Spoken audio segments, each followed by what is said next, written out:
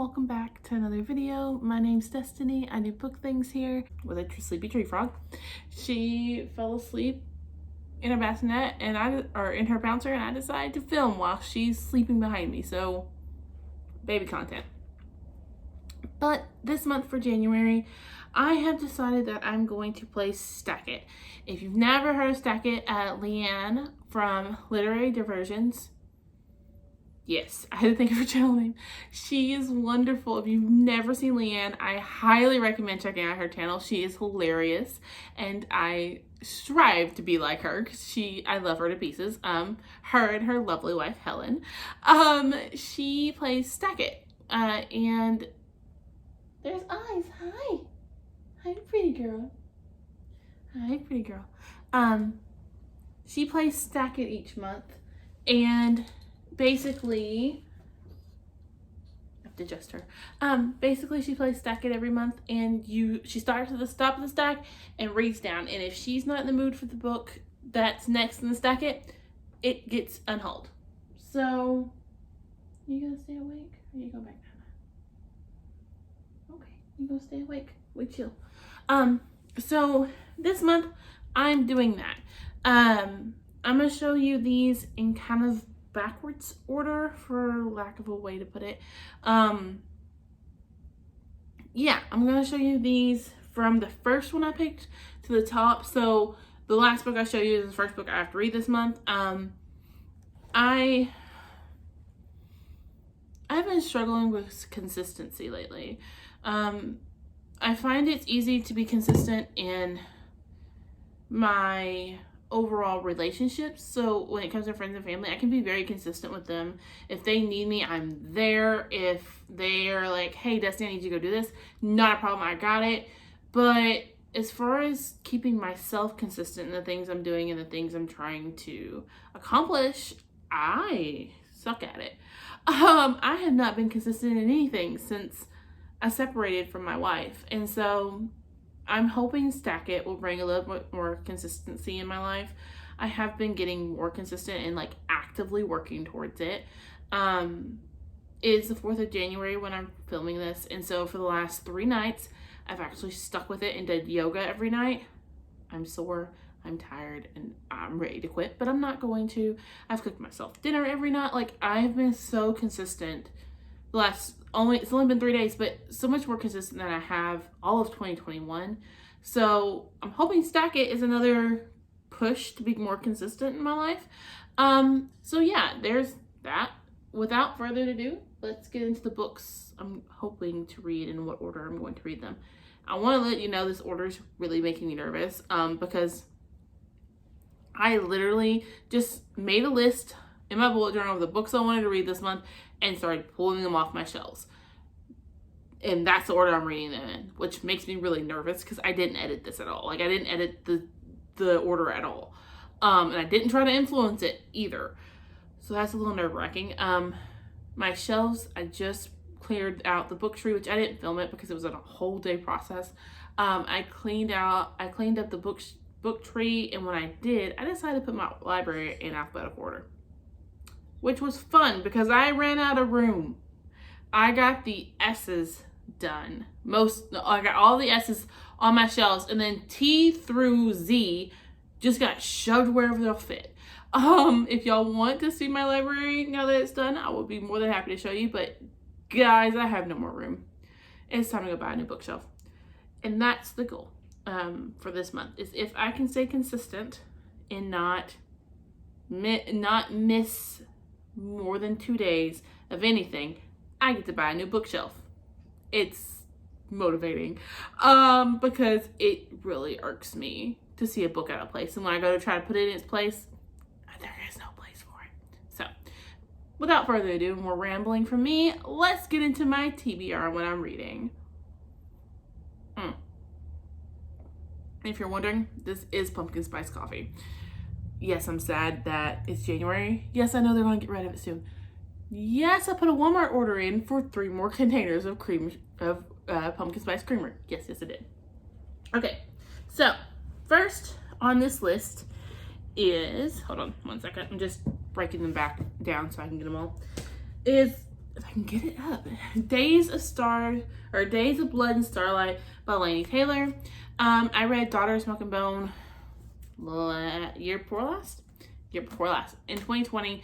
Absolutely loved it. I had never read it before then, and so I have been trying to get my hands on the second one. My library didn't have it. I finally got my hands on it thanks to Thrift Books, and I'm hoping to get into this. If you've never read this, this is all about Karu. I could be saying her name wrong. She is an art student in Germany, I believe. It's Germany, isn't it? This does not tell me.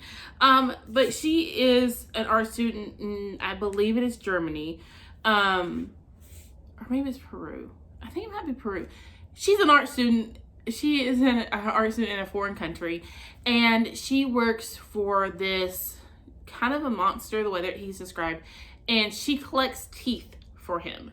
And so she ends up using magic doors to travel all over the world to collect teeth from people who sell them. So, the younger the person's teeth is, the more valuable they are. So when a child, loses their teeth, they're very valuable compared to like an adult who has to have their teeth removed. And all of a sudden this angel starts like blowing things up, and it kind of goes from there. It is a love story. They do fall in love, but there's more to it, and it was so good.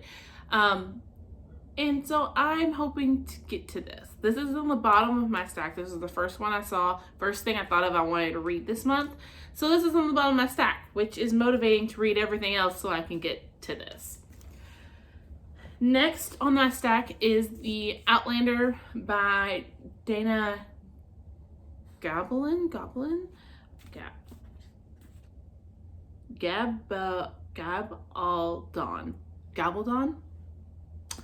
I am awful at pronouncing names today, but all I know is this is Scottish smut from what I've heard. I do have an Audible subscription. I tried listening to the audiobook for it. The narrator's voice, I tried it out. The narrator's voice got on my nerves, and there was a review that said that this was just awful. So I'm hoping it's not. But it's on my list because it's been on my shelves for a while, and I want to try to get to it and see what I think. It is next to last because it was one of those that was like, okay, I need to get to it. I need to see what I think and if I'm going to like it or not. And this is on my 5-star predictions. I'm going to be double checking that now because they're written in my bullet journal in front of me. Yes, this is on my 5-star predictions. So that was this one for this month. My 5-star predictions, if you haven't seen that video, I'll link it above. But they do self-destruct in 6 months. If I've not read them in 6 months, they have to leave my shelves. So that's on the list. Next is the Demon King by Cinda Williams Chima. This one is the only one I'm going to kind of be reading out of order for the stacket because I have it on audiobook. I have it on audio. This was my Audible subscription, so I do have it on to be listened to. I'm going to listen to it simultaneously while reading something physically. So this is the only one in my stack that I may be reading out of order. From what I understand, this has to do with a thief, and he steals something that he can't sell. That's really all I know.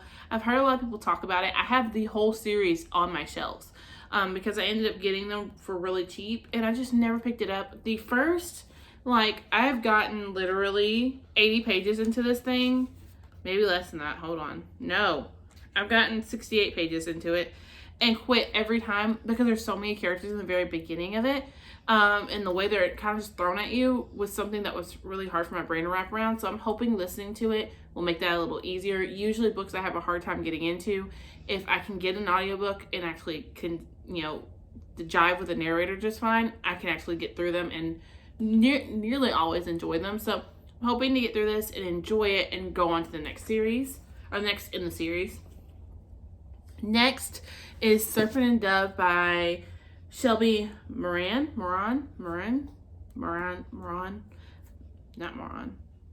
Marin, I think is how they pronounce it. Anyways, all I know is that this is a witch hunter has to marry a witch. And it's like enemies to lovers.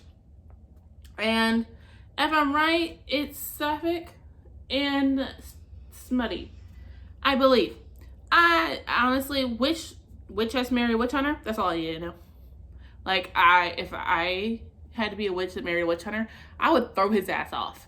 Like, I would be like, no, they aren't a witch. You're stupid. Like, that's stupid. No, like, I would fuck with him the whole time. So I'm excited to see where this goes. And so my next read is Fight Club by Rachel Kane. This is the 9th, 10th. It's the 10th, I think, in the Morganville Vampire series. After the 6th or 7th book, they're kind of loosely a series at that point. The first 6, I know for sure, follow the same plot line and like advances the plot line. And after that, these are all their own kind of standalones within the town, within the world. So I happen to love these. I've loved everyone before this, so I'm hoping I love this one as well. I do have the next one on my shelves waiting for me. I got it from Thrift Books, and so I'm excited to go on with this one, because if I don't finish this one, I don't like it. I don't really see myself finishing the series, so I want to get this done and see what I think. And then the first one that was on the top of the stack that I rolled over from December was A Touch of Ruin by Scarlett St. Clair. Guys, this is a Hades and Persephone retelling, and it's so good. Persephone is a goddess parading around like a mortal. She has went to college. She's in her last year of college in the first book.